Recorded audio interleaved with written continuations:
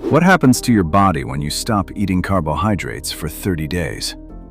The effects are remarkable, and some of them will genuinely surprise you. This is a topic that millions of people are curious about. How do you actually lose weight? Can cutting carbs really boost your metabolism? And is a low-carb or ketogenic diet truly the key to success? Let's break down exactly what happens inside your body, day by day, week by week, when you drastically reduce your carbohydrate intake. First, let's understand how carbs work under normal conditions. When you eat carbohydrates, your body breaks them down into simple sugar molecules. These enter your bloodstream, causing your blood sugar level to rise. In response, your pancreas releases insulin. Insulin then helps your cells, including your muscles and organs, absorb that sugar and use it as energy. Whatever sugar isn't used immediately gets stored as glycogen in your liver and muscles for later use. That's the normal process happening in all of us every single day. But here's the key fact that many people don't realize. While we absolutely need proteins and healthy fats to survive, carbohydrates are technically not essential for survival. Your body has backup systems. So what happens when you suddenly stop eating carbs? In the first few days, your body turns to its glycogen reserves for energy. That makes sense. It's the stored fuel. But here's the catch. Glycogen is always stored together with water. So when your body burns through its glycogen, that water gets released too. This means you'll likely see a drop on the scale within the first 3 days. But don't celebrate just yet. This is primarily water loss, not fat loss. That's an important distinction to understand. During this initial phase, your body isn't used to operating without carbohydrates. So you'll likely experience symptoms like fatigue, headaches, intense cravings, and irritability. This is completely normal, but it can feel rough. After 2 to 4 days, once the glycogen stores are mostly depleted, your body makes a critical switch. It begins breaking down fatty acids from your fat tissue, yes, that belly fat you've been wanting to get rid of, and starts using them as an energy source. Your liver kicks into a process called gluconeogenesis, where it creates new glucose from non-carbohydrate sources. At the same time, your liver begins producing what are called ketone bodies. These ketones serve as an alternative fuel source made primarily from fatty acids.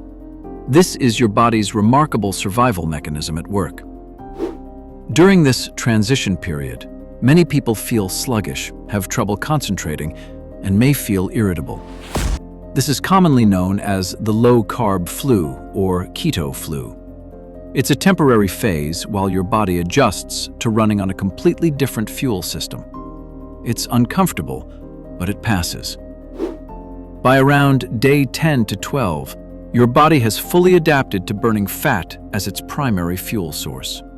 The ketone system is now running smoothly. And this is where things get interesting. Your fat mass begins to decrease in a measurable way.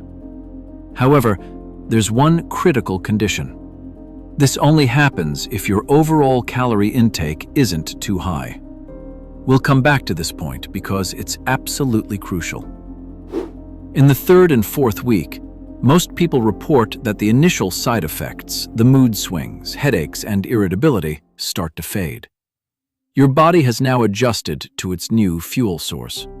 Many people begin to see measurable results on the scale, which is highly motivating. Something else happens during this period. That initial sluggishness transforms into something unexpected. Many people report feeling genuinely energized, a sense of mental clarity and physical power that they didn't have before. This motivates them to keep going. But whether continuing long-term is actually a good idea, we'll address that shortly. Let's clarify what cutting carbs actually means in practice, because there's a wide range. A standard low-carb diet typically means consuming between 50 and 150 grams of carbohydrates per day. The range is quite broad. A ketogenic diet is the extreme version of low carb. Here, you're limited to just 20 to 50 grams of carbohydrates per day. That's incredibly restrictive. With a low-carb diet, many everyday foods like bread, pasta, and rolls are off the table.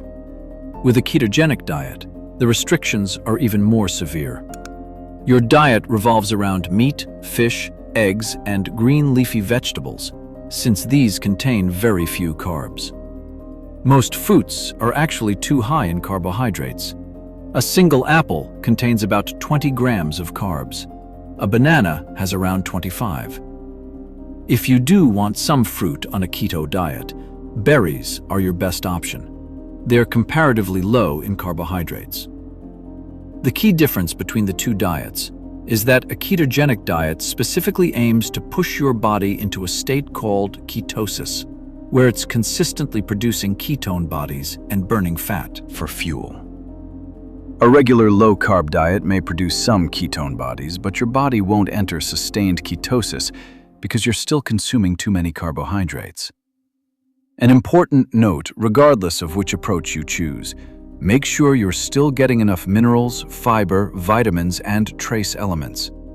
Nutrient deficiency is one of the biggest risks, especially with a ketogenic diet. Now, let's talk about the proven benefits. The most obvious one is blood sugar control. When you eat fewer carbohydrates, your blood sugar rises less. This can be particularly beneficial for people with type 2 diabetes. Research suggests that a ketogenic diet can improve blood sugar control in type 2 diabetes patients and may even reduce the need for medication.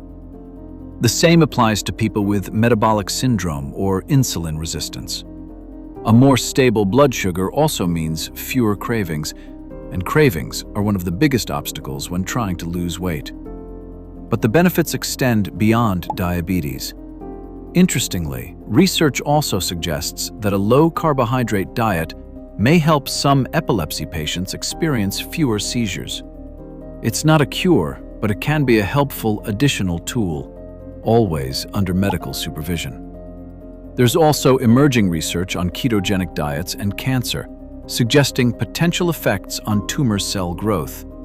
However, this area needs much more research.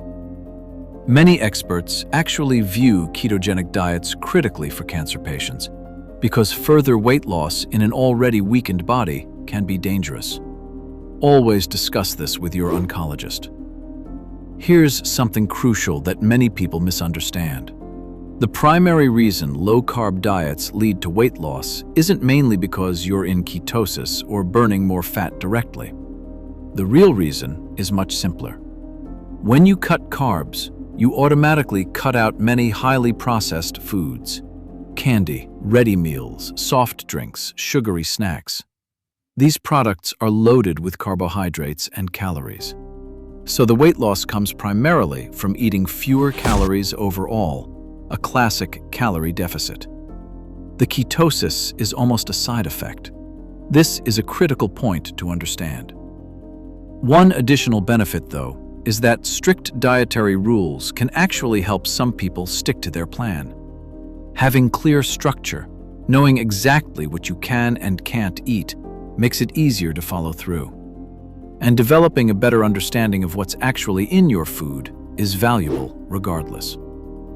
Now for the other side of the coin, because there are real risks. Strict dietary rules and food restrictions can increase the risk of developing eating disorders. Social eating with friends and family can become problematic. You might avoid gatherings, feel annoyed by comments, or struggle at restaurants where you can only order a steak with steamed broccoli while everyone else enjoys pizza. With a ketogenic diet, the selection of allowed foods is so limited that the risk of nutrient deficiency is high. You have to eat very strategically and may need supplements.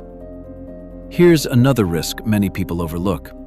A ketogenic diet typically means eating significantly more animal products and fewer plant-based foods.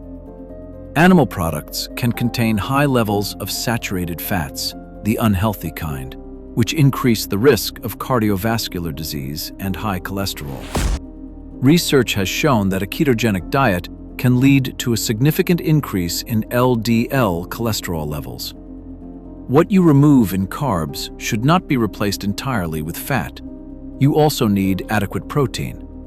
Speaking of protein, if you don't consume enough, you risk losing muscle mass over time. This is especially important for anyone who exercises regularly. You need the right balance. Fewer carbs, yes, but healthy fats, not unhealthy ones, and plenty of protein. There's also the impact on your gut. A one-sided diet can lead to constipation, bloating, and stomach pain. Your gut microbiome, the bacteria in your digestive system, thrives on dietary diversity, and a restrictive diet can disrupt it. Even if a ketogenic diet leads to short-term weight loss, is it actually healthy?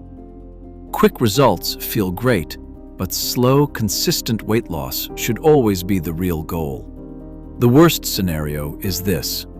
You do a strict keto diet for 6 months, eat lots of meat, consume too many unhealthy fats, lose some weight because you're in a calorie deficit, and then go right back to eating pizza and pasta. Everything gets thrown off balance. The yo-yo effect kicks in, and you're back where you started, or worse. One more thing to consider. Drastically cutting carbohydrates can affect your hormonal balance. In women, this can lead to menstrual cycle disruptions, especially in the beginning. So, what should you actually do? From a nutritional medicine perspective, here's what matters. If you want to try a ketogenic diet, please discuss it with your doctor first, especially if you have any pre-existing conditions. Don't be fooled by social media influencers showing off their weight loss results.